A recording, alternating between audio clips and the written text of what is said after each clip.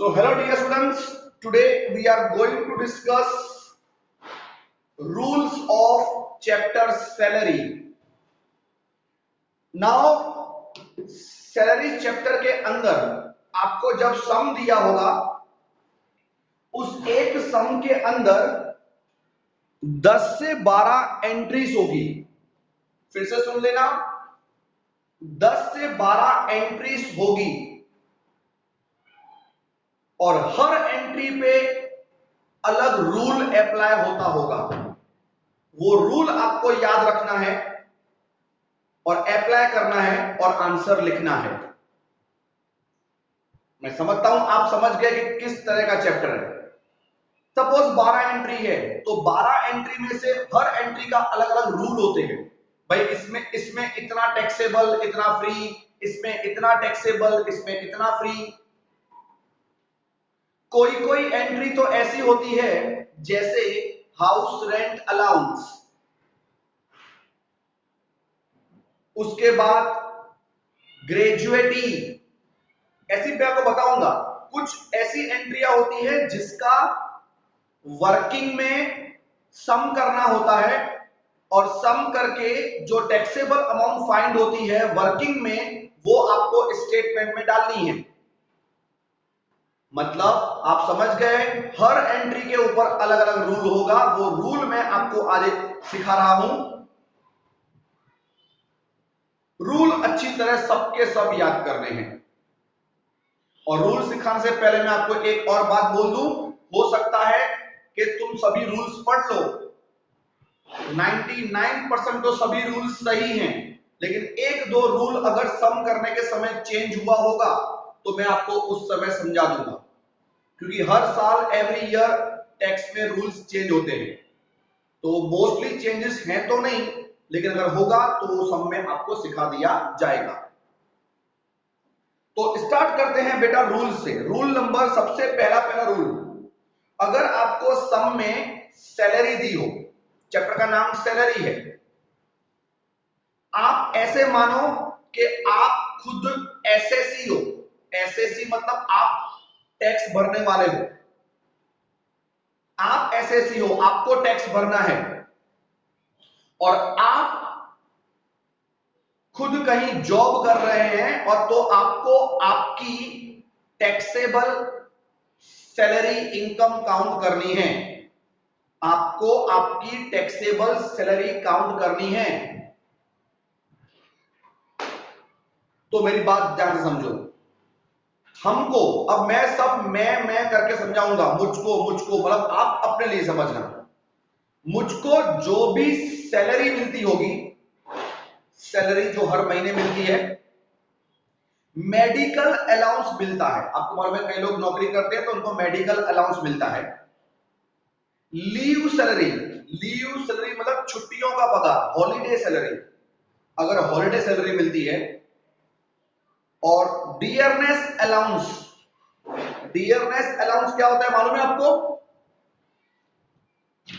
हर 6 महीने में government dearness allowance, जिसको बोलते हैं मोंगवारी भत्ता, महंगाई का भत्ता मतलब अलाउंस, गवर्नमेंट डिक्लेयर करती है हर 6 महीने में एक बार। फिर वो हर महीने वही रूल अप्लाई होता है 6 महीनों के लिए। तो ये जो चीजें हैं कंपल्सरी टैक्सेबल है। क्या है कंपल्सरी टैक्सेबल? कौन सी? सैलरी इनकम, मेडिकल अलाउंस, उसके बाद लीव सैलरी, उसके बाद डियरनेस अलाउंस, ये टैक्सेबल है। ठीक है, याद रखो। उसके बाद हाउस रेंट अलाउंस। अगर मैं नौकरी करता हूं और मुझे रहने के लिए अलाउंस मिलता है, हाउस रेंट, घर का भाड़ा मिलता है, तो जब भी हाउस रेंट अलाउंस मिले बेटा, तो हमको पहले वर्किंग करनी पड़ेगी और उस वर्किंग में से टैक्सेबल अमाउंट फाइंड आउट करना होगा। और वो टैक्सेबल अमाउंट वर्किंग में फाइंड करके हमको सम में डालना होगा। तो कौन सी वर्किंग करेंगे? देखो, हाउस रेंट अलाउंस की, जिसको शॉर्ट में कहते हैं HRA।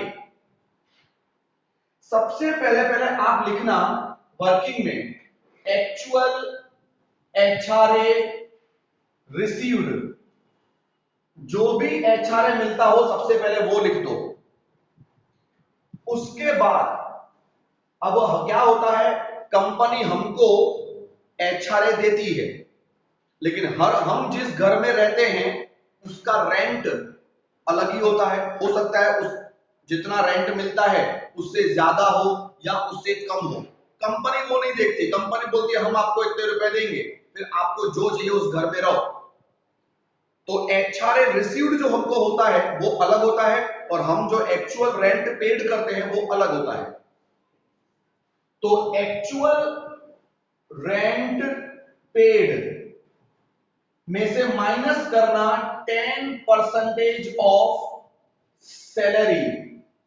यहां पे जो सैलरी है बेटा, उस सैलरी में आपको, अच्छा यहां पे सैलरी के ऊपर स्टार किया है, क्यों पता है?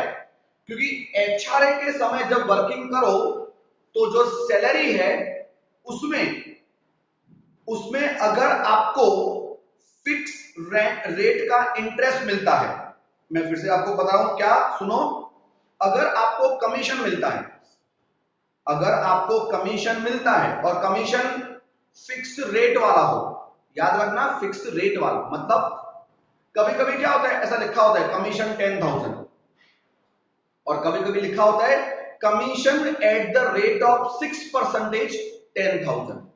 मतलब जो दूसरा मैंने आपको बोला जिसमें परसेंटेज शो किया कि इतने परसेंटेज वाला कमीशन, तो अगर फिक्स रेट वाला कमीशन हो तो वो आपको सैलरी में प्लस करके फिर उसका 10% निकालना है। ठीक है, आपको सैलरी का जो 10% निकालना है उसमें सैलरी आप कौन सी लोगे, अगर आपको फिक्स रेट का कमीशन मिलता है तो वो उस सैलरी में प्लस करके फिर आपको 10% ढूंढना है। और उसके बाद तीसरा 40% और 50% ऑफ सैलरी, ये तीन फिगर आपको ढूंढने हैं। मैंने यहां पे लिखा 40% और 50%।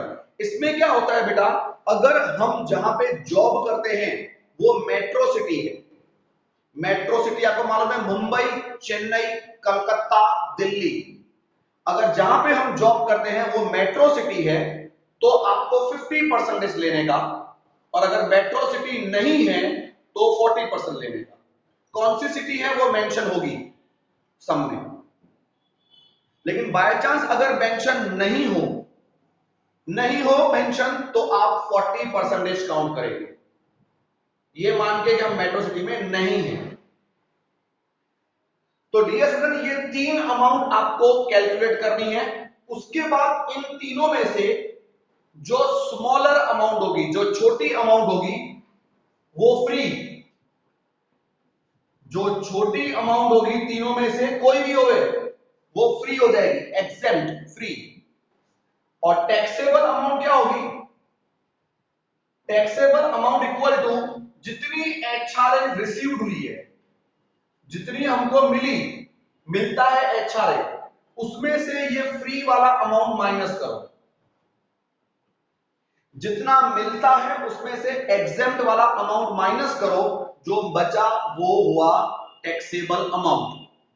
यस, कई बच्चे बोलते हैं सर स्मॉलर अमाउंट इन तीनों में से, ये खुद ही स्मॉलर अमाउंट हुई तो एचआरए रिसीव्ड ही स्मॉलर हुआ तो कोई फर्क नहीं पड़ता, फिर रिसीव्ड माइनस फ्री जीरो आ जाएगा, क्योंकि अगर इन तीनों में से छोटी अमाउंट पहली वाली होगी तो वो फ्री होगी, फिर हम रिसीव्ड में से फ्री वाली माइनस करेंगे तो जीरो पर टैक्स नहीं भरेंगे हम। इस तरह से डियर स्टूडेंट्स, आपको कभी भी समय एचआरए दिया हो, हाउस रेंट अलाउंस दिया हो, तो आपको ये वर्किंग करके आपको टैक्सेबल अमाउंट फाइंड आउट करके फिर आपको सम में उसकी एंट्री करनी है। तो समझ में आ गया होगा मैं जो रूल समझाया, और रूल्स फिर पढ़ते रहना तो आपको मालूम पड़ेगा। मेट्रो सिटी हो तो 50%, मुंबई, दिल्ली, कलकत्ता, चेन्नई, वरना 40%। आता हूं रूल नंबर 3 के ऊपर। अब रूल नंबर 3 जो है वो है एंटरटेनमेंट अलाउंस, ईटीएमए। एंटरटेनमेंट अलाउंस का रूल है कि डियर स्टूडेंट्स, कि अगर गवर्नमेंट कंपनी है, मतलब अगर आप सबसे दो प्राइवेट कंपनी में अगर नौकरी करते हो, ध्यान से सुनना, अगर प्राइवेट कंपनी में जॉब करते हो तो आपके लिए फुल्ली टैक्सेबल है। अगर प्राइवेट कंपनी में जॉब करते हो तो फुल्ली टैक्सेबल है, और अगर गवर्नमेंट कंपनी में जॉब करते हो तो आपको फिर से वर्किंग करनी पड़ेगी। फिर से क्या करनी पड़ेगी? वर्किंग। ओके, ईटीएमए एंटरटेनमेंट अलाउंस बोलते हैं शॉर्ट में, ठीक है। तो एंटरटेनमेंट अलाउंस फिर से बोलता हूं, अगर आप प्राइवेट कंपनी में नौकरी करते हो तो आपके लिए पूरा का पूरा टैक्सेबल है, लेकिन आप गवर्नमेंट कंपनी में नौकरी करते हैं तो उसके लिए आपको अलग से शॉर्ट सम करना पड़ेगा। अगर कुछ रूल्स चेंज हुए हैं तो मैं थोड़ा बहुत देखता जाऊंगा, घबराना मत, it will take some time. Yes, HR मैंने इस बार भी वही है।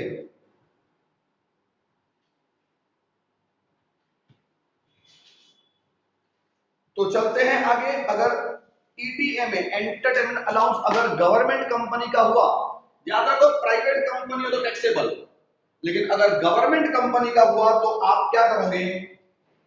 फॉर ईटीएमए entertainment allowance for government employ,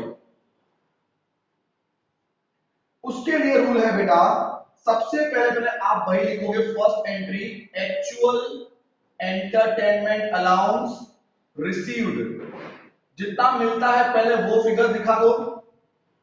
उसके बाद आप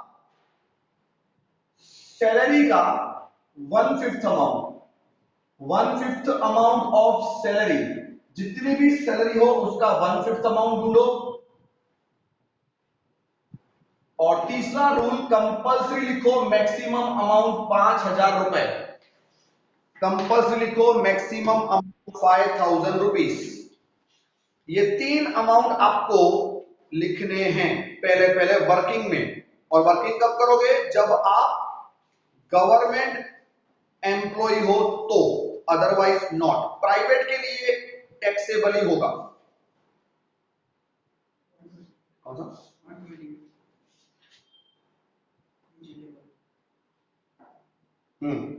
मैक्सिमम अमाउंट 5,000 रुपीज।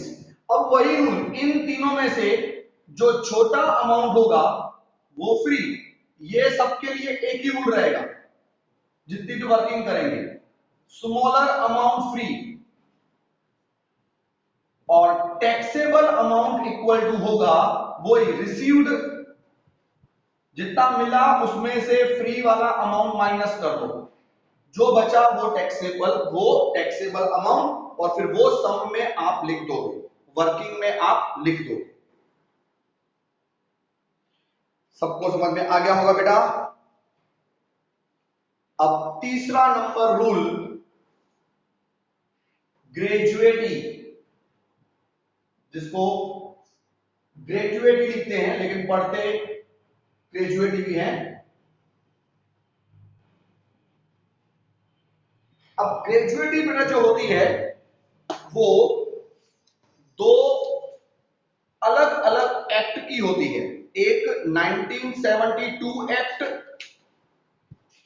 और एक दूसरी विदाउट एक्ट। फिर से बोलता हूं, एक होती है 1972 एक्ट और एक होती है विदाउट एक्ट। मतलब एक एक 1972 एक्ट कवर करता है और एक में 1972 कवर नहीं करता। तो डियर स्टूडेंट, अगर 1972 एक्ट कवर करता है, मतलब अगर ग्रेजुएटी में इफ 1972 एक्ट इज कवर्ड,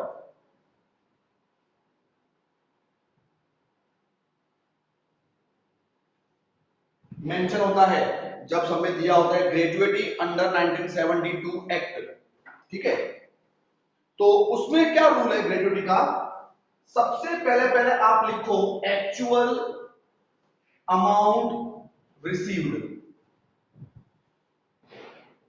वो लिख के फिर आप second number last month salary, last month salary मतलब क्या, जिस महीने में आपकी रिटायरमेंट हुई है, जिस महीने में आपकी रिटायरमेंट हुई है, जब आपकी रिटायरमेंट हुई तो लास्ट कौन सा आपने सैलरी लिया, जब आपकी रिटायरमेंट हुई तो लास्ट सैलरी कौन सा लिया, वो उसको इनटू करना 15/26 से और इनटू करना कंप्लीटेड ईयर। कंप्लीटेड ईयर मतलब आपने कितने साल जॉब की, कितने साल जॉब की, वो ईयर से मल्टीप्लाई करना है। और यहां पे रूल ध्यान रखना, सपोज आपने 20 साल और 20 ईयर और 3 मंथ जॉब की तो आप 20 ईयर लोगे, लेकिन 20 ईयर एंड 8 मंथ जॉब की, 8 महीने नौकरी की, तो आप इसको 21 ईयर काउंट कर लोगे। मतलब बेटा ध्यान रखो, 6 महीने से अगर ज्यादा नौकरी की है तो 1 साल बढ़ जाएगा, ठीक है। और तीसरा अमाउंट, मैक्सिमम अमाउंट बेटा 20 लाख, फिर से बोलता हूं 20 लाख करना, अगर आपने कुछ और अमाउंट लिखा हो तो, बिकॉज ये चेंज हो गया है। 2-3 साल पहले, 2 साल पहले 10 लाख का था, अब उसको छोड़ो, ये 20 लाख, ये मैक्सिमम अमाउंट। अब इन तीन में से वापिस वही रूल, जो स्मॉलर अमाउंट होगा वो फ्री, और जो टैक्सेबल अमाउंट होगा वो कौन सा होगा, रिसीव्ड। जितना रिसीव हुआ माइनस फ्री वाला अमाउंट। तो एक चीज याद रखना, यहां पे ईयर की बात बोली मैंने, ईयर जो होता है उसमें अगर 6 महीने से ज्यादा काम किया है तो कंप्लीटेड ईयर 1 साल बढ़ा देना, इंक्रीज कर देना, और अगर कम काम किया है तो जितने ईयर कंप्लीट किए हो उतने ही लिखना। अब बेटा अगर 1972 एक्ट कवर नहीं होता, नॉट कवर, उस एक्ट के मुताबिक आपको नहीं मिला हो, तो फर्स्ट पॉइंट से एक्चुअल एचआरए रिसीव्ड, लेकिन सेकंड क्या होती है, average salary of last 10 month. मतलब जहां इसमें आप क्या कर रहे थे, जिस महीने में आप रिटायर हुए, मतलब जब भी आप रिटायर हुए उसमें लास्ट सैलरी आपने कितने रुपए ली, वो इसमें एक ही महीने का पगार। लेकिन इसमें क्या है, आप जब रिटायर हुए उसके पिछले 10 महीनों का पगार प्लस करके डिवाइड बाय 10 करना। तुम सोच रहे होंगे कि सर पिछले 10 महीने का पगार सेम होगा, सबको प्लस करके डिवाइड बाय 10 करेंगे तो वही आएगा ना। ऐसा थोड़ी है, जरूरी थोड़ी है कि पिछले 10 महीने का पगार सेम ही हो, बीच में कभी इंक्रीमेंट मिला हो तो पिछले 10 महीनों का पगार प्लस करके डिवाइड बाय 10 करना, उसको बोलते हैं average salary of last 10 month. और बेटा उसको इनटू करना 1/2 और इनटू करना ईयर। यहां पे 15/26 था, इसमें 1/2 है। और ईयर में क्या है बेटा, यहां पे मैंने क्या समझाया था आपको कि ईयर अगर 8 महीने से ऊपर और 6 महीने से ऊपर हो तो एक ईयर इंक्रीज कर देना, लेकिन 1972 एक्ट कवर नहीं होता हो ना, तो जो ईयर है वही लेने के, मतलब आगे कितने महीने हैं देखना ही नहीं है, कितने दिन हैं देखना ही नहीं, जितने ईयर हो उतने के उतने ईयर ही लेने हैं। और इन तीनों को मल्टीप्लाई करके आपकी सेकंड अमाउंट मिलेगी। और तीसरी अमाउंट भी सेम है, मैक्सिमम अमाउंट 20 लाख। मतलब ये सेकंड नंबर रूल चेंज होता है, अगर 1972 एक्ट कवर होता है तो last month salary into 15/26 into year, और अगर कवर नहीं होता है तो average salary of last 10 month into 1/2 into year. यहां पे ईयर मतलब कंप्लीटेड ईयर, मंथ ध्यान में नहीं लेने का, लेकिन 1972 एक्ट कवर करता हो तो आपको मंथ को ध्यान में लेना है। और इन तीनों अमाउंट को में से फिर से वही रूल, जो स्मॉलर अमाउंट हो वो फ्री और रिसीव्ड माइनस स्मॉलर वो होगी taxable. This is the rule of gratuity. I hope all of you clear? तो अभी तक हमने बेटा 4 रूल सीखे। फर्स्ट तो मैंने आपको बोला सैलरी, मेडिकल अलाउंस, उसके बाद मैंने आपको बोला लीव सैलरी, हॉलिडे सैलरी, उसके बाद डियरनेस अलाउंस, वो तो टैक्सेबल ही है, कुछ करना ही नहीं है उसमें, और एचआरए हो तो ये शॉर्ट सम करना है। एम्प्लॉय एंटरटेनमेंट अलाउंस में प्राइवेट नौकरी है तो पूरा टैक्सेबल है, गवर्नमेंट है तो ये शॉर्ट सम करके अमाउंट ढूंढना है। ग्रेजुएटी में आपको ये रूल अप्लाई करने हैं। So I hope 4 rules are clear. Now dear student, 5th number rule जो मैं आपको सिखा रहा हूं वो है पेंशन का। बहुत ही इंपॉर्टेंट है, लेकिन बताऊं वैसे पेंशन का रूल सिखाना नहीं चाहिए, बिकॉज पेंशन तो आपको मालूम होगा कब से गवर्नमेंट ने देना बंद कर दिया है। पेंशन तो अभी गवर्नमेंट एम्प्लॉय को भी नहीं मिलती है। जो 2001 से पहले जॉब में लगे थे उनको पेंशन मिलता है, बाकी पेंशन तो गवर्नमेंट ने देना बंद कर दिया है। लेकिन फिर भी रूल सीखना पड़ेगा कि हो सकता है कि किसी की जॉब 2001 से पहले लगी हो और उसका सम दिया हो तो इसलिए सीखना जरूरी है। अब पेंशन का क्या रूल है ध्यान से सुनो, देखो मेरी बात समझो। पेंशन जो होती है ना वो 2 तरीकों से मिलती है। एक तो lump sum amount, lump sum amount मतलब इकट्ठा अमाउंट, भाई ले लो खत्म करो बात को। रिटायरमेंट होते हो पेंशन की अमाउंट पूरी की पूरी ले लो खत्म करो। और दूसरी मिलती है मंथली पेंशन, भाई हर महीने लेते रहो। मतलब एक मिलती है लंप सम अमाउंट और एक मिलती है मंथली अमाउंट, बराबर। अब एक रूल नंबर 1, अगर पेंशन आपको मंथली मिलती है, याद रखना मंथली मिलती है तो पेंशन टैक्सेबल है, फुल्ली टैक्सेबल अगर मंथली पेंशन लेते हो तो, बात खत्म। लेकिन अगर आपको पेंशन लंप सम अमाउंट मिलती है, मतलब टोटल अमाउंट इकट्ठी एक ही बार देती है गवर्नमेंट, आपने सिलेक्ट किया मुझे एक ही बार चाहिए तो आपको एक ही बार मिलेगी, वो तो हमको एम्प्लॉय को सिलेक्ट करना होता है ऑप्शन। मंथली सिलेक्ट करोगे तो आपको हर महीने पेंशन मिलेगी, उसको टैक्सेबल होगी। लेकिन अगर आप लंप सम अमाउंट लोगे तो आपको क्या ध्यान रखना है, ध्यान रखना पेंशन का, अगर आपको पेंशन जब लंप सम लेते हो तो आपको यह देखना है कि आपको ग्रेजुएटी मिलती है कि नहीं मिलती है। कभी कभी कहता है कोई एम्प्लॉय को ग्रेजुएटी मिलती है और कोई को नहीं मिलती है ग्रेजुएटी। अगर आपको ग्रेजुएटी मिलती है तो पेंशन का 1/3 अमाउंट फ्री है। फिर से बोलता हूं, अगर ग्रेजुएटी मिलती है तो लंप सम पेंशन का 1/3 अमाउंट फ्री है, और ग्रेजुएटी नहीं मिलती है तो पेंशन का हाफ अमाउंट फ्री है, हाफ 50%। ग्रेजुएटी मिलती है तो पेंशन 1/3 फ्री होगी और नहीं मिलती है तो हाफ फ्री होगी। कौन सी पेंशन? लंप सम पेंशन, मंथली तो टैक्सेबल ही है। चलते हैं आगे बेटा नेक्स्ट रूल्स पे। अब आते हैं एजुकेशनल अलाउंस। एजुकेशनल अलाउंस मतलब बच्चों की पढ़ाई के लिए आपको एजुकेशनल अलाउंस मिलता है, हमारे खुद के बच्चों की पढ़ाई के लिए। तो याद रखो एजुकेशनल अलाउंस जो होता है वो मंथली 100 रुपए, फिर से बोलता हूं मंथली 100 रुपीज। एक बार रूल्स पे रीचेक कर लूं।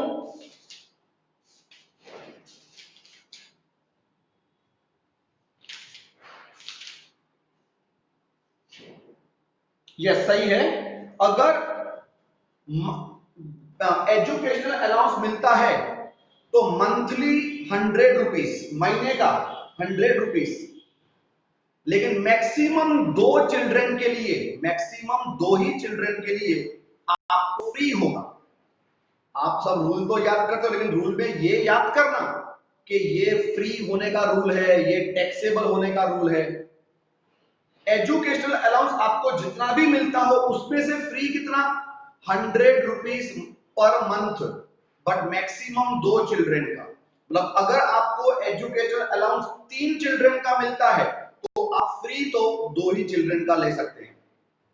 एक बच्चे का लेते हो तो एक का फ्री मिलेगा, दो का लेते हो तो दो का मिलेगा, लेकिन तीन और तीन से ज्यादा बच्चों के लिए आप एजुकेशन अलाउंस लेते हो कंपनी से, तो आपको गवर्नमेंट फ्री तो दो ही चिल्ड्रन का देगी। क्योंकि गवर्नमेंट क्या बोलती है, जितने कम बच्चे उतना ही अच्छा, बराबर। तो ज्यादा बच्चे होंगे तो गवर्नमेंट कोई बेनिफिट नहीं देगी, दो बच्चे तक ही, दो चिल्ड्रन तक की ही बेनिफिट मिलता है। 100 rupees per month maximum for 2 children, free amount. अब आते हैं अपने हॉस्टल अलाउंस। अगर आपको हॉस्टल अलाउंस मिलता है तो बेटा hostel allowance 300 rupees per month maximum for 2 children. कितना रुपया? 300 रुपीज। मालूम पड़ गया बेटा? मतलब एजुकेशनल 100 रुपए, मैक्सिमम 2 चिल्ड्रन का पर मंथ, और हॉस्टल 300 रुपए पर मंथ, मैक्सिमम 2 चिल्ड्रन का आपको फ्री मिलेगा। लेकिन अगर आप जहां पे जॉब करते हैं वो एम्प्लॉयर खुद की स्कूल चलाता है, मतलब स्कूल रन बाय एम्प्लॉयर, आप अपने एम्प्लॉयर की ही स्कूल में अपने बच्चे को पढ़ाते हो, तो नेचुरली है बेनिफिट ज्यादा मिलेगा। बिकॉज जहां आप जॉब करते हो उसी की ही स्कूल में आप अपने बच्चों को पढ़ाते हो, तो उसकी सोशल रिस्पॉन्सिबिलिटी है फ्री कराने की। गवर्नमेंट उनको फिर फ्री देती है, कितना? 1000 रुपीज पर मंथ, सीधा 1000 रुपीज पर मंथ, और वो भी नो लिमिट ऑफ चिल्ड्रन। जितने बच्चों का आप अलाउंस लेते हो सबका आपको फ्री मिलेगा। So dear students, I hope आपको एजुकेशनल अलाउंस का क्लियर हो गया है। अब मैं आता हूं ट्रांसपोर्ट अलाउंस। याद रखना, ट्रांसपोर्ट अलाउंस जो होता है उसका रूल ऐसा है कि 3200 पर मंथ। कितना बोला मैंने आपको? फिजिकली हैंडीकैप्ड, मतलब 3200 रुपीज पर मंथ आपका फ्री होगा for all employee. All employee मतलब जो पहले एक रूल था, मैं बोल दूं 1600 रुपए का, वो कैंसिल हो गया है। तो क्या रूल था वो भी मैं आपको बताऊंगा, लेकिन उसको याद करने की जरूरत नहीं है। 1600 कैंसिल हो गया है। अब क्या है, कोई भी एम्प्लॉई हो ना, चाहे वो परफेक्ट हो के फिजिकली हैंडीकैप हो, 3200 रुपीज फ्री मिलेगा। कितना? 3200, वो भी पर मंथ, वो भी पर मंथ। तो फिगर परफेक्टली याद करना। नेक्स्ट रूल पे आता हूं बेटा मैं, tour allowance. Tour allowance, uniform allowance, research allowance, ये वो अलाउंस है। इसमें क्या होता है पता है? सपोज आपको मिलता है 10,000 रुपीज, टूरिंग करने का आपको 10,000 रुपीज मिला, और आपने खर्चा किया 8,000 रुपए, तो आपको 10,000 मिला, आपने 8,000 खर्चा कर दिया, तो कितनी सेविंग हुई आपकी? 2,000 की सेविंग हुई ना, तो वो सेविंग अमाउंट टैक्सेबल होगी। कौन सी? टूर अलाउंस, यूनिफॉर्म अलाउंस और रिसर्च अलाउंस। जितना सेव करोगे उतना टैक्सेबल। खर्चा कर लिया पूरा तो कोई टैक्स नहीं भरने का, सेविंग करते हो तो टैक्स भरना पड़ेगा। उसके बाद में आता हूं बेटा, नेक्स्ट है फ्री गिफ्ट। फ्री गिफ्ट के वैसे तो बहुत सारे रूल्स हैं, लेकिन आप हाल फिलहाल ये याद करो कि अप टू 5,000 फ्री। नेक्स्ट खास ध्यान रखो, खास समझना, हर सब में मोस्टली होता है। Gas, water, electricity, sweeper, watchman, salary. Okay, कौन सी? गैस, वाटर, इलेक्ट्रिसिटी, स्वीपर और वॉचमैन की सैलरी। ये अगर आपको मिलती है, आपको कंपनी देता है गैस का पैसा, वाटर का पैसा, स्वीपर का पैसा, उनकी सैलरी कंपनी हमको देती है, कि हमको देते हैं, फिर हम पे करते हैं। तो उसमें क्या है बेटा, अगर आप स्पेसिफाइड एम्प्लॉय हो, कौन से एम्प्लॉय हो? स्पेसिफाइड एम्प्लॉय हो रहे, तो आपके लिए बेटा ये सभी अमाउंट जो हैं वो टैक्सेबल होंगे। आप कौन से एम्प्लॉय हो? तो स्पेसिफाइड एम्प्लॉय। यस, आप शायद टेंशन में आ गए, सर अब ये स्पेसिफाइड क्या होता है? स्पेसिफाइड एम्प्लॉय जो होता है, जो कंपनी का, सपोज आप कंपनी के डायरेक्टर हो, मैनेजिंग डायरेक्टर हो, अच्छी पोस्ट पे हो, मतलब बिग पोस्ट पे हो, तो आप स्पेसिफाइड एम्प्लॉय हो। लेकिन चलो सपोज कोई सब में नहीं मेंशन है कि हम कौन सी पोस्ट पे हैं, तो एक सिंपल बात है, अगर आपकी सैलरी एक साल की, 1 ईयर की सैलरी 50,000 और मोर है, 50,000 या उससे ज्यादा सैलरी है एक साल की, तो आप स्पेसिफाइड एम्प्लॉय हो। तो यस, अगर आप दिमाग लगा रहे हो तो आजकल हर इंसान स्पेसिफाइड ही हुआ, क्योंकि साल की 50,000 मतलब महीने की करीबन 4,000 हुई, तो इतनी सैलरी तो हर एक की होती है आजकल, मतलब मोस्टली सब स्पेसिफाइड होते ही हैं मोस्टली। हाँ, कभी कभी एग्जाम में वो लिखते हैं ही इज नॉट स्पेसिफाइड, तो हमको अप्लाई करने का कि वो स्पेसिफाइड नहीं है। तो मैंने आपको क्या सिखाया? Gas, water, electricity, sweeper, watchman की सैलरी जो है वो स्पेसिफाइड एम्प्लॉयड के लिए टैक्सेबल वरना फ्री। अब मेन रूल पे आता हूं, गार्डनर सैलरी। गार्डनर सैलरी बहुत ही इंपॉर्टेंट रूल में आती है। उसका ये रूल है बेटा, समझो मेरी बात को, गार्डनर सैलरी, गार्डनर सैलरी क्या होती है आपको मालूम है ना? जो हमारा घर मेंटेन करने के लिए, गार्डन वगैरह मेंटेन करने के लिए और घर को मेंटेन करने के लिए सैलरी मिलती है कंपनी से, जो हम अपने एम्प्लॉय को पे करते हैं, अपने नौकरों को, सर्वेंट को पे करते हैं, उसको बोलते हैं गार्डनर। अब ये गार्डनर में क्या है बेटा, जिस घर में हम रहते हैं, वापिस समझना, जिस घर में हम रहते हैं वो घर हमको कंपनी ने दिया है। जिस घर में हम रहते हैं वो घर अगर हमको कंपनी ने दिया है तो गार्डनर सैलरी पूरी फ्री, क्योंकि घर कंपनी का है। Okay, if owned by the company, जिस घर में हम रहते हैं वो घर कंपनी का है तो वो पूरा फ्री। लेकिन अगर वो घर रेंट पे है, अगर वो घर भाड़े पे है जहां पे हम रहते हैं, तो वो टैक्सेबल। तो गार्डनर सैलरी टैक्सेबल। एक्चुअली क्या होता है, हम जिस घर में रहते हैं वो घर दो तरह के होते हैं। एक तो कंपनी अपने खुद के क्वार्टर्स हमको देती है, या कोई कोई कंपनी क्या करती है पता है, खुद घर रेंट पे लेती है, मतलब कंपनी रेंट पे करती है क्वार्टर्स का और हमको रहने के लिए देती है फ्री में, हमको फ्री में देती है। घर तो हमको फ्री में ही मिलता है सपोज करो, लेकिन वो घर है वो कंपनी की खुद की ओनरशिप का है कि कंपनी ने खुद भाड़े पे लेके दिया है। तो अगर कंपनी की खुद की ओनरशिप का घर है तो गार्डनर सैलरी फ्री, लेकिन अगर रेंटेड हाउस में हम रहते हैं जो कंपनी ने खुद रेंट पे लिया है तो gardener salary will be taxable. So I hope बेटा एवरीथिंग इज क्लियर। अब बेटा जितने रूल सिखाए वो सब आपको परफेक्ट लर्न करने हैं। अब तक मैंने 3 रूल ऐसे सिखाए, एचआरए, एंटरटेनमेंट अलाउंस और ग्रेजुएटी। ये 3 रूल ऐसे सिखाए जिसमें आपको वर्किंग करनी पड़ेगी और वर्किंग में से आंसर ढूंढ के फिर हमको सम में लिखना पड़ेगा।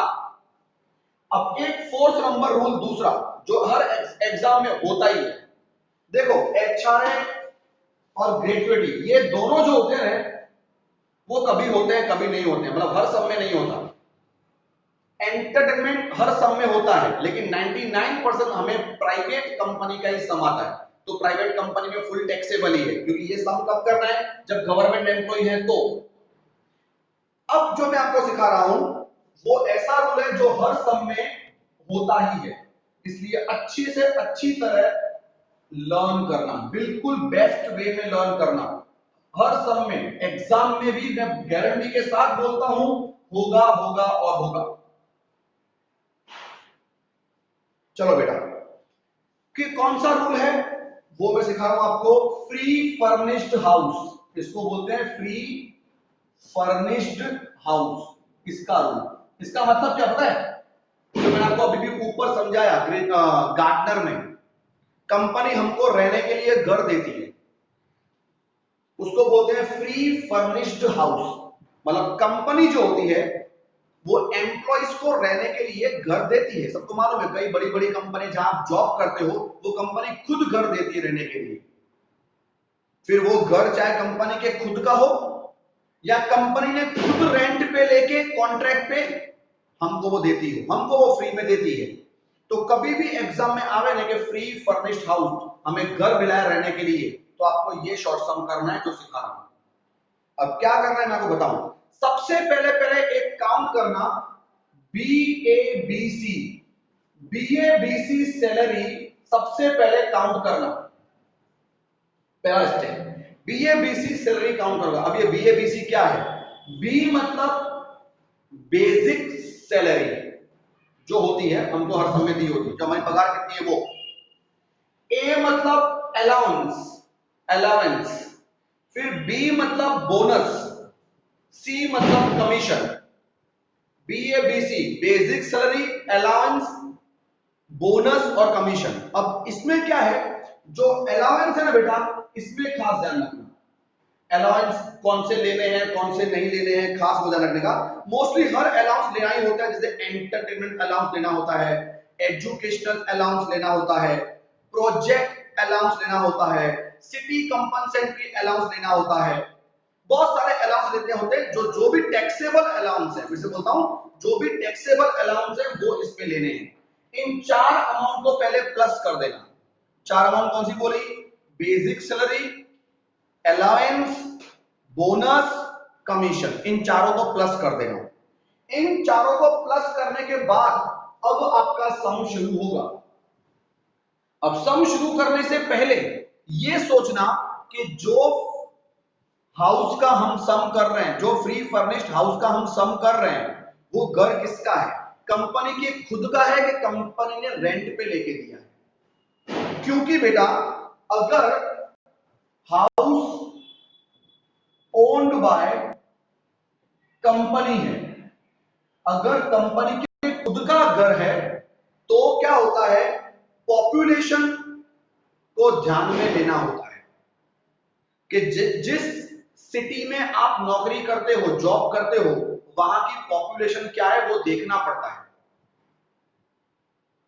और वो देख के अगर जिस सिटी में आप जॉब कर रहे हो उसकी पॉपुलेशन 10 लाख 10 लाख से कम है, तो आपको इस अमाउंट का, इस वाला कौन सा BABC का जो आपने काउंटिंग किया है, उस अमाउंट का 7.5% निकालना है। लेकिन कब, क्या बोला मैंने आपको, जब पॉपुलेशन 10 लाख से कम हो तो।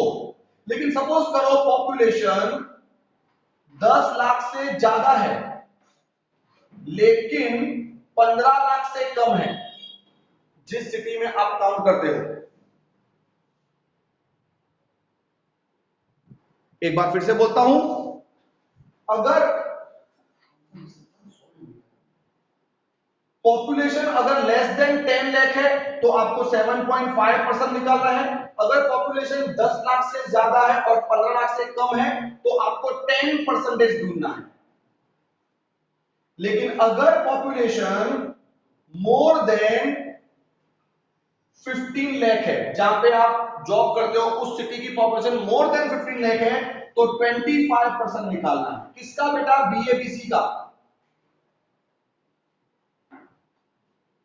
और है मतलब अगर कंपनी के खुद का घर है,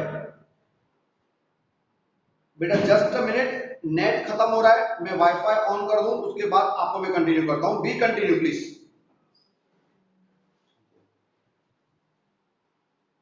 15, यहां पे 15% है।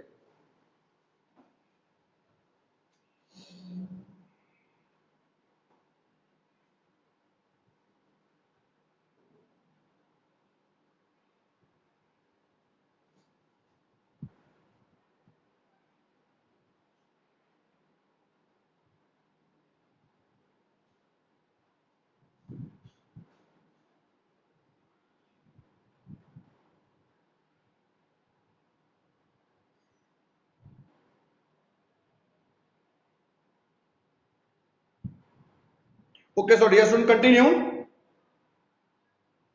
कंटिन्यू करते हैं हम आगे।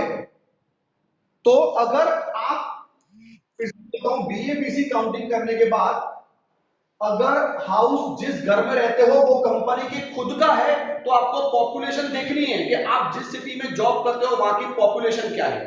अगर पॉपुलेशन 10 लाख से कम है तो 7.5%, 10 लाख और 15 लाख के बीच में है तो 10%, और मोर देन 15 लाख है तो 15% निकालना है। किसका? बीएबीसी का। बराबर, ये आपकी पहली अमाउंट होगी। इन तीनों में से कोई भी एक ही अमाउंट होगी। अब आप सोच रहे पॉपुलेशन कैसे मालूम पड़ेगा? सब में दिया होगा, चिंता मत करो। पॉपुलेशन कितनी है वो आपको दी होगी, लेकिन कुछ जैसे कि अहमदाबाद है, मुंबई है, कलकत्ता है, तो वहां पे तो पॉपुलेशन बेटा 15 लाख से ऊपर ही है। कुछ कॉमन सेंस की बात हो चलेगा, लेकिन 99% पॉपुलेशन दी होती है। ठीक है, अब आपको ये अमाउंट निकाल के उसके बाद आपको इसमें प्लस करना है 10% ऑफ फर्निश्ड कॉस्ट। अब आप सोच रहे हैं कि ये फर्निश्ड कॉस्ट क्या होता है? फर्निश्ड कॉस्ट मतलब जो घर आपको कंपनी ने दिया है, जो घर आपको कंपनी ने दिया है उस घर में आपको फर्नीचर भी दिया रहने के लिए, बिल्कुल अच्छा फर्नीचर, फिक्स फर्नीचर दिया है, आपको कुछ लाने की जरूरत नहीं है। तो वो जो फर्निश्ड कॉस्ट होगा, जितने का फर्नीचर होगा, उसकी वैल्यू का 10% निकालोगे और वो इसमें प्लस करोगे। तो फर्निश्ड कॉस्ट मतलब समझ गए? Plus rent of domestic appliance paid by company. कभी कभी फिर क्या होता है पता है? घर तो रहने के लिए दिया, फर्निश्ड भी दिया, लेकिन फिर भी कम हमें कुछ जरूरत पड़ी और कुछ चीजें घर में नहीं है, तो कंपनी भाड़े पे लाके हमको देती है। वो भाड़ा कंपनी पे करती है या हम पे करते हैं, जो भी है। तो भाड़े पे लाके कंपनी हमको वो भाड़ा जो है वो कंपनी पे करती है। ठीक है, डोमेस्टिक अप्लायंस मतलब घर की कुछ ऐसी चीजें बेटा जो घर में नहीं है, इसलिए कंपनी ने हमको दी। वो भी क्या बोला मैंने आपको? भाड़े पे लेके। तो जितना भाड़ा कंपनी पे करती है वो प्लस कर देना, और इन तीन अमाउंट को प्लस करके उसमें से माइनस करना टोकन रेंट। क्या माइनस करोगे? Token rent. अभी टोकन रेंट क्या होता है पता है? इतनी सब फैसिलिटी आपको मिल रही है, आपको रहने के लिए घर मिला, आपको फर्निश्ड घर मिला, फिर आपको जिस चीज की रिक्वायरमेंट है घर में डोमेस्टिक अप्लायंस, वो भी कंपनी ने आपको भाड़े पे लेके दिया और भाड़ा भी कंपनी दे रही है।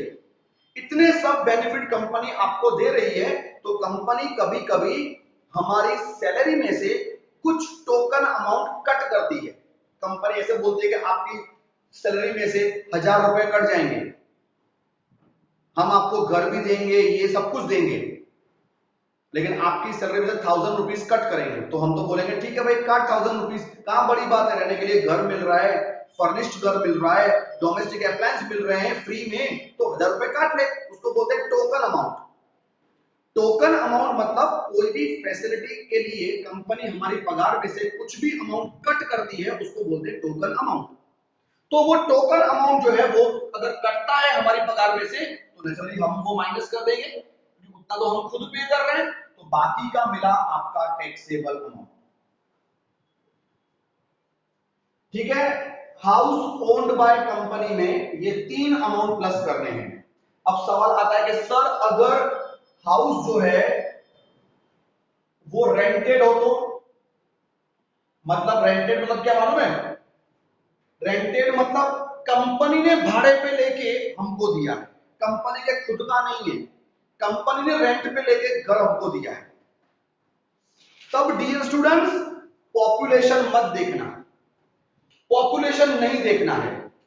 तब क्या करना है आपको? इस फर्स्ट वाली फिगर में 15% ऑफ बीएबीसी, मतलब इस बीएबीसी का 15% निकालना है, और रेंट पेड बाय एम्प्लॉयर, मतलब रेंट पेड बाय कंपनी, इनमें से जो लेस अमाउंट हो, विच एवर इज लेस, किसमें से?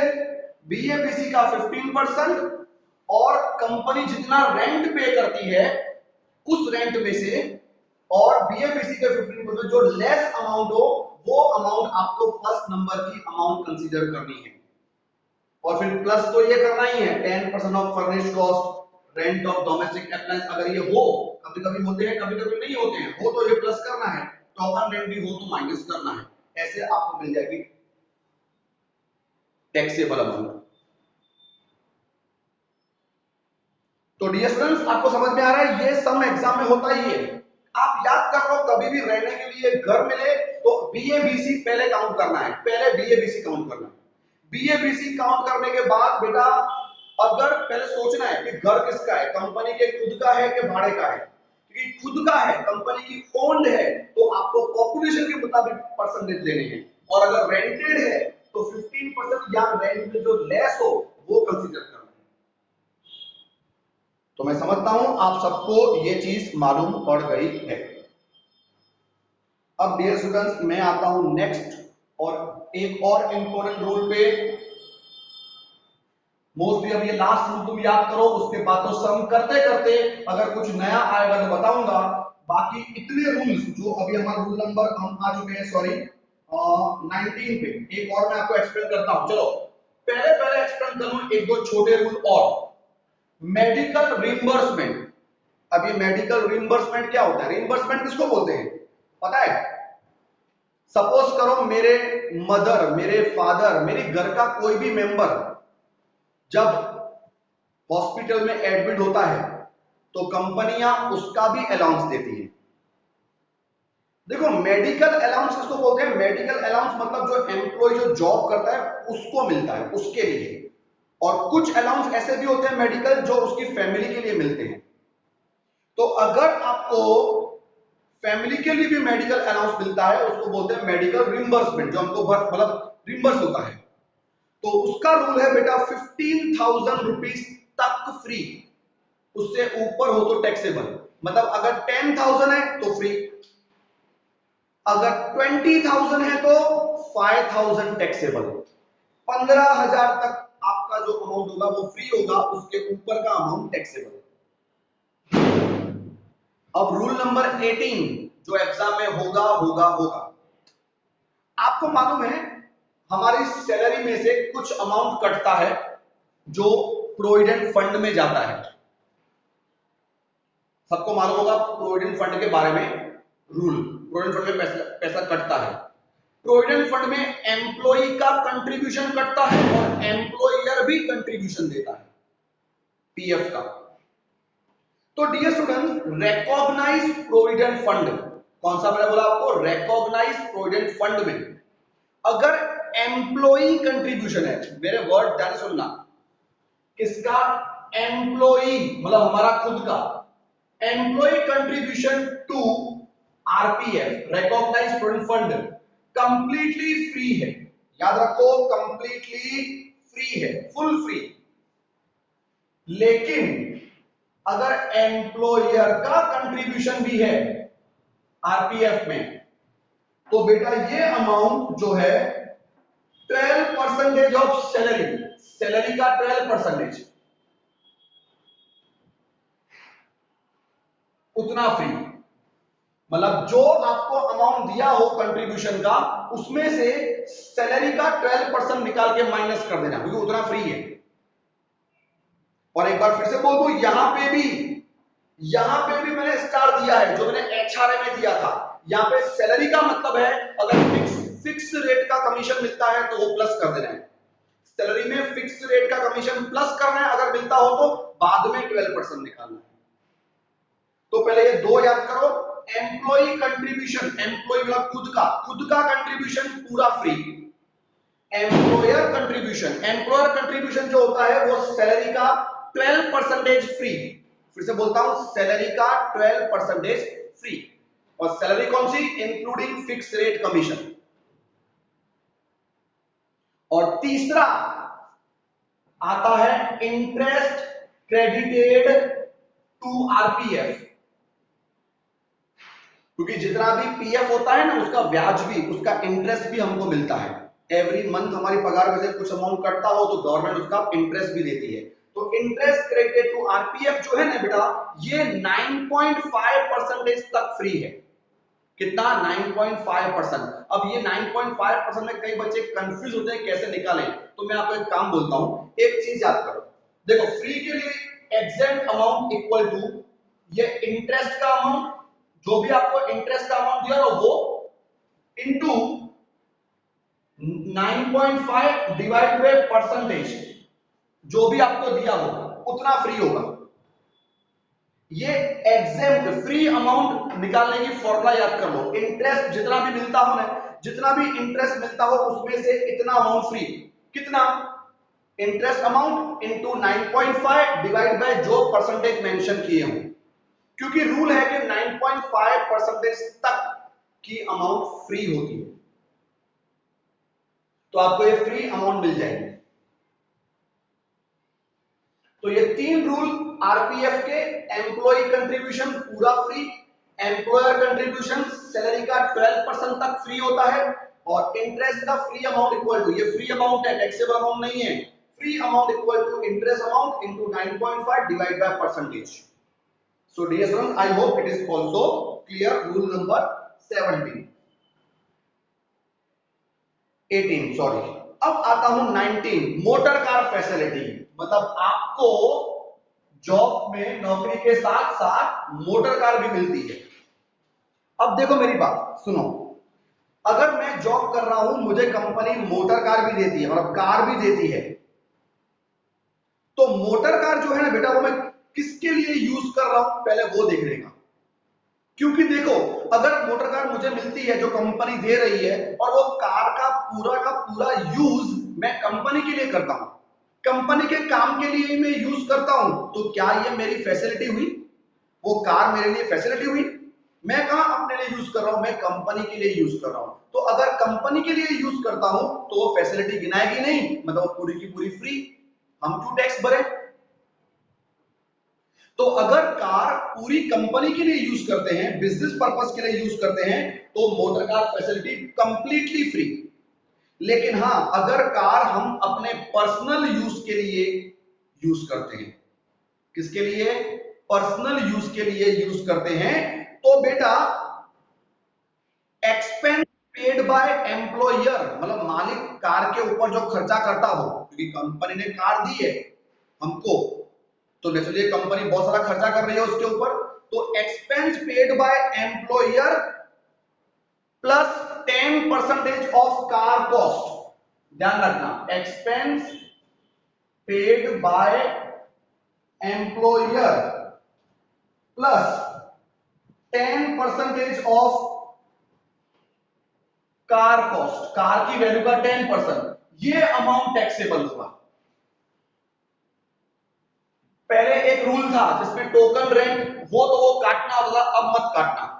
इन शॉर्टली जो सिखाऊं वही करना, टोकन रेंट काटने की कोई जरूरत नहीं है, अगर दिया हो तो भी।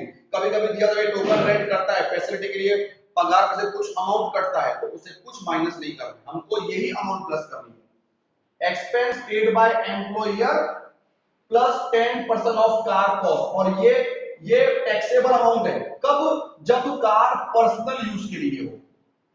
कार का यूज क्या हो? पर्सनल यूज के लिए। और मैंने आपको बताया कंपनी के यूज के लिए करते हो कार का यूज तो फ्री। पर एग्जाम में मोस्टली ये आता है कि दोनों पर्पस के लिए यूज करते हैं, मतलब कार पर्सनल भी यूज करते हैं और कंपनी के लिए भी यूज करते हैं, और मोस्टली यही आता है एग्जाम में। तो कार अगर दोनों पर्पस के लिए यूज करते हैं तो बेटा ध्यान से सुनना, सबसे पहले आप ये देखना कि कार की कैपेसिटी क्या है। CC, cubic capacity. आपको सुना होगा आपने 1600 सीसी, 1200 सीसी, 2000 सीसी। 1600 को 1.6 कहते हैं, 1200 को 1.2 कहते हैं, अगर आपने सुना हो तो। कार की ये कैपेसिटी होती है। तो आपको क्या है, अगर कंपनी कार का यूज, कार अगर दोनों पर्पस के लिए हो, फिर से बोलता हूं, कार अगर दोनों पर्पस के लिए हो तो कार की कैपेसिटी देखना कितनी है। अगर 1.6 सीसी से लेस है कार की, 1.6 मतलब क्या, 1600 सीसी से अगर लेस है, तो दो अमाउंट याद करो, 600 और 1800। पहले याद, सिस्टम सिखा रहा हूं कैसे लर्न करना है। और अगर 1.6 सीसी से मोर कैपेसिटी है तो अमाउंट याद करो 900 और 2400 पर मंथ था। अब ये दो अमाउंट याद करनी है। अब इसमें क्या है, कंपनी हमको कार तो देती है लेकिन साथ में हमको उसका खर्चा कौन करता है, कार के ऊपर मेंटेनेंस एक्सपेंस, दूसरे एक्सपेंस बहुत सारे होते हैं। कार तो हमको मिल गई, कंपनी ने दे दी, तो कभी कभी क्या होता है, कार जब हमको मिलती है ना, फिर कंपनी बोलती है खर्चा तुम करना भाई, या कभी कभी कोई कंपनी बोलती है कि चलो खर्चा भी मैं ही करूंगी। तो अगर एक्सपेंस पेड बाय एम्प्लॉई, मतलब अगर हम खर्चा करते हैं तो, और एक्सपेंस पेड बाय एम्प्लॉयर अगर कंपनी खर्चा करती हो तो ये अमाउंट टैक्सेबल है। ये मैंने आपको सिखाया। अब कई बच्चे बोलते हैं सर एक बार फिर से समझाओ कैसे निकाल लेगा। देखो मैं बताऊं, अगर कार का यूज दोनों पर्पस के लिए हो, दोनों मतलब इसके कंपनी के पर्पस के लिए भी हो और पर्सनल पर्पस के लिए भी हो, तो पहले सीसी देखना। फर्स्ट स्टेप सीसी देखना। सीसी अगर 1.6 से कम है तो आपके दिमाग में 600 900 आना चाहिए। अगर सीसी अगर ज्यादा है 600 1800 और 900 2400। अगर सीसी कम है तो आपके माइंड में 600 1800 आना चाहिए, दो अमाउंट आनी चाहिए। और अगर सीसी अगर ज्यादा हो तो 900 2400 आपके दिमाग में आना चाहिए। अब दो अमाउंट आपके दिमाग में आ गई, फिर आप सब में पढ़ो खर्चा कौन करता है। अगर एम्प्लॉई खर्चा करता है तो छोटी अमाउंट, एम्प्लॉयर खर्चा करता है तो बड़ी अमाउंट। इतना अमाउंट पर मंथ है, फिर जितने महीने आपने फैसिलिटी ली हो इनको उतने मंथ करना, वो टैक्सेबल अमाउंट। और कभी कभी कार में जो ड्राइवर होता है वो ड्राइवर कभी कभी कंपनी हमको देती है, कि ड्राइवर भी हमको दे दिया कंपनी ने, कार तो दी प्लस ड्राइवर भी दिया। तो अगर स्पेसिफाई हो कि कार इंक्लूडिंग ड्राइवर जिसको शफर बोलते हैं, अगर उसके साथ हो तो बेटा कोई भी फिगर डिसाइड होने उसमें 900 रुपए और ऐड कर देंगे। बस सपोज करो आपकी अमाउंट 600 रुपए डिसाइड हुई और आपको साथ में सफर मतलब ड्राइवर भी मिलता है, तो 600 प्लस 900 1500 पर मंथ टैक्सेबल। अगर 1800 तो 1800 प्लस 900, मतलब जो भी अमाउंट आप डिसाइड करो उसमें 900 रुपए और भी प्लस करना है टैक्सेबल अमाउंट। तो कार की फैसिलिटी कैसे याद करनी है, सबसे पहले तीन है। कार अगर कंपनी के यूज के लिए है तो फुल्ली फ्री, पर्सनल यूज के लिए है तो expense paid by employer plus 10% of car cost, इतना टैक्सेबल हुआ। और अगर कार का यूज दोनों पर्पस के लिए होता है तो कैपेसिटी पहले देखो, कैपेसिटी देखने के बाद आपको दो फिगर डिसाइड होगी, फिर एक्सपेंस कौन करता है वो देखो। अगर एम्प्लॉय करता है तो स्मॉल फिगर, अगर एम्प्लॉयर करता है तो बड़ी फिगर, और अगर साथ में ड्राइवर भी मिलता है तो 900 रुपए एक्स्ट्रा और टैक्सेबल। इस तरह से हमारी कार की टैक्सेबल अमाउंट काउंट होगी। तो यहां पे बेटा मैंने सभी रूल्स फिनिश किए।